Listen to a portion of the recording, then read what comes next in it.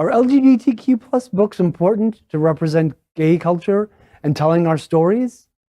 This evening on Queerness Tonight, the entire panel is made up of people who are involved in writing in some way. Several of our stories have touched on the written word. Now it is time for our panel to discuss how writing or reading the works of others have influenced them and what it means for our community as a whole. All right, Raji, why don't you start us? Oh, wow, aren't you a gentleman? No, no. You just know I have a big mouth, right? I'm ready. Girl, I know you got a lot to say, so let's get to it. Okay. So for me, I wrote my memoir, Beyond Face Value, out of a need to have my story out there the way I wanted it told. Right. When my story went viral, the story of my black market injections went viral in 2011, there was all sorts of media. I mean, literally, I was thrusted into the world media. And, like in the movies where all the news trucks show up on your lawn, that's how my lawn looked. Ooh. Like, that's how the front of my apartment was. And CNN, Dr. Phil, Anderson Cooper, Germany TV, Telemundo, Univision. I mean, it was just like, but it was a blessing in the sense that it gave me more of a platform for me to do my activism as a trans activist. However, with that came like all the tabloidy stuff.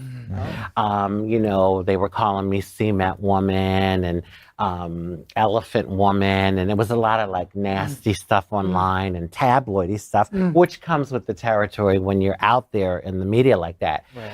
So I said, okay, no. I have to get my story out there for whoever cares, like whoever really wants to know. Beat them to the punch. And so that's what I did. I released Beyond Face Value. If you all get the, I thought that was the perfect title. It is a great title. A transgender woman's journey to true beauty, and so that's what motivated me. But also, I think it was you, Evan, that brought up the fact of like how writing is therapeutic. Yeah. And that was another thing too. As I wrote my story, it was almost a bit of therapy because I was revisiting things and, I didn't hold back. I didn't sugarcoat because, I think people really resonate with the real deal. They want to know the real story. And like, I tried not to, I kept it real and I didn't want to sugarcoat anything. So I had to talk about some painful things, but it was very therapeutic. It was cathartic for you. Yeah, it was. Well, and I think that people look for a way to express themselves, whether it's through writing or if it's music or whatever. It is a healing tool. Expression is very healing. Madam DJ, when we're all storytellers here. That's something that is a thread that runs through each of us, and that's why we're here tonight. When you go to start telling a story, right? How does it come to you? Does it free flow? Do you outline first? How do you express the story, the characters, the people inside of you that want to talk? Well, depending on if I'm writing characters, then I do outline first because I need to know who they are, where they came from, and I need to know their back history of their parents. I go as far backwards as possible to create the person that sounds more like a real person of today. So I travel backwards in time just to give you, what's actually happening currently today. But when it comes to writing things about myself, and I literally did this today for the first time, which I'm not used to writing about me at all. So I found myself typing, I'm like, I don't know if I want to say that. So I even had moments where I was censoring myself. And I thought, I'm like, should I be writing this? And I'm like, no, maybe I should just leave that out. And I'm like, no, just leave it in there. It's going to be fine. It'll be all right. So I'm coming to the grips right now of finding true honesty within myself and being brave enough to just say what I want to say. What you say is so true. I had a conversation with someone recently and they were saying, well, wasn't it easy writing your memoir? And I wrote a book prior to my memoir called The Hand I Was Dealt. It was a fiction book. And I found that harder because, see, I wasn't attached to the character. No. When you're writing about yourself, just like you, yes, I I thought, oh my God, should I write that?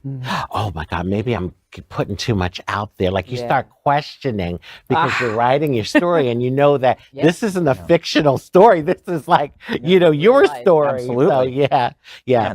I just want to encourage everyone out there who is interested in writing to, do it. I know for me, when I thought about the whole book, it was overwhelming. But what I did is I made a commitment to myself. I said, every day, when I decided to write my book, I said, every day I will write at least one paragraph. Yeah.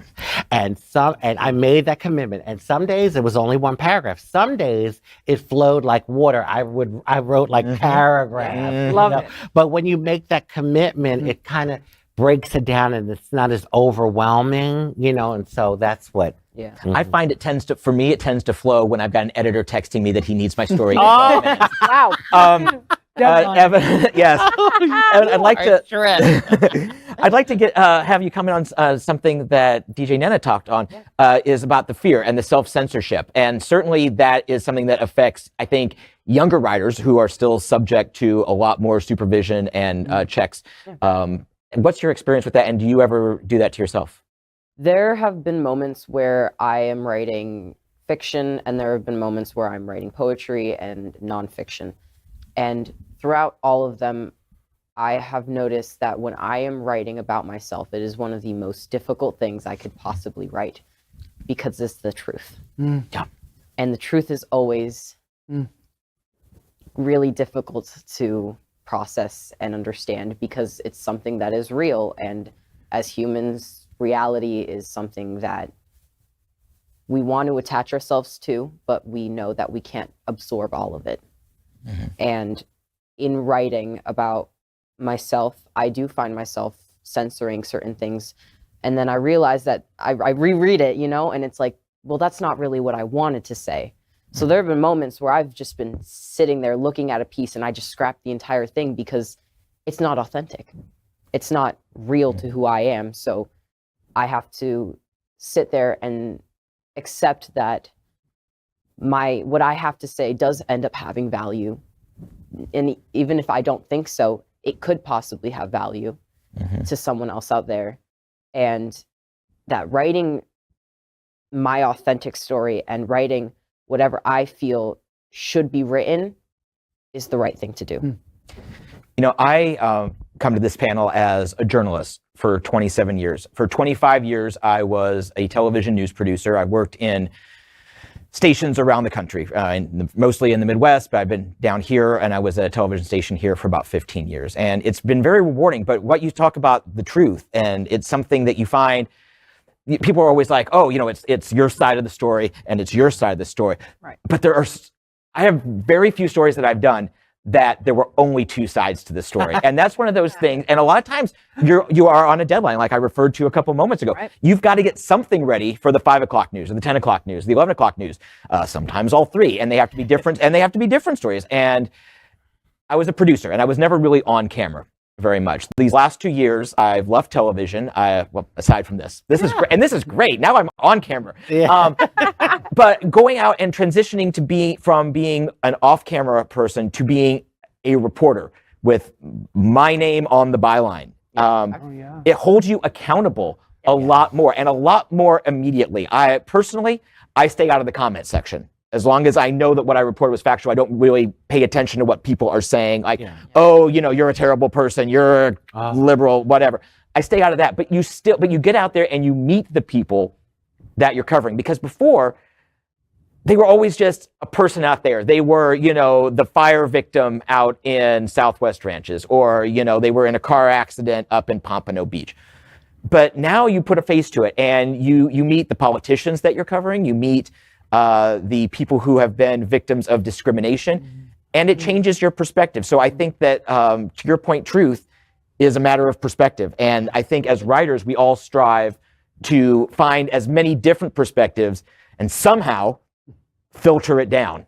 For me, it helps when I have an editor texting me that I have got a deadline in 12 minutes, but that's what we do. Well, my mom always says there's three sides to the story. my side, your side, and the truth. And the truth. Yep. You know, Yeah, so and people anyway. will always emotionally connect to the truth or what they think is the truth. And Yeah, that's true. Honestly, what life is. Honestly, that's what life is. Take us to church, Raji. Yes, let's go to church. Hallelujah! LGBTQ plus news is vital for our community and for the broader world as a whole. We have enough enemies at Fox News.